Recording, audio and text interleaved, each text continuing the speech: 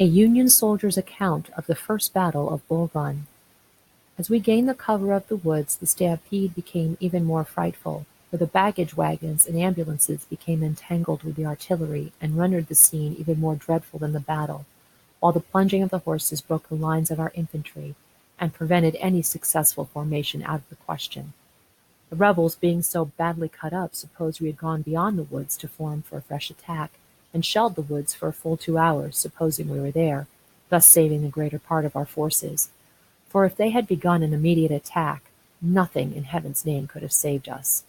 As we neared the bridge, the rebels opened a very destructive fire upon us, mowing down our men like grass, and caused even greater confusion than before.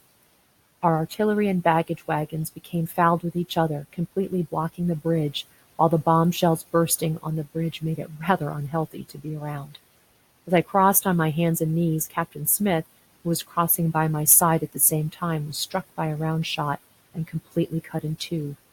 After I crossed, I started up the hill as fast as my legs could carry me, and I passed through Centerville and continued on to Fairfax, where we arrived at about 10 o'clock, halting about 15 minutes, and then kept on to Washington, where we arrived about 2 o'clock on Monday, more dead than alive, having been on our feet for 36 hours without a mouthful to eat, and traveled the distance of 60 miles without 20 minutes' halt.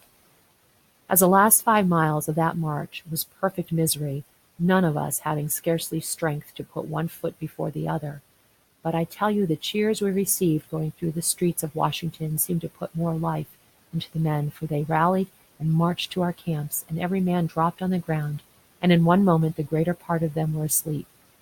Our estimated loss is at 1,000, but I think it greater. The rebels lost from 3 to 5,000.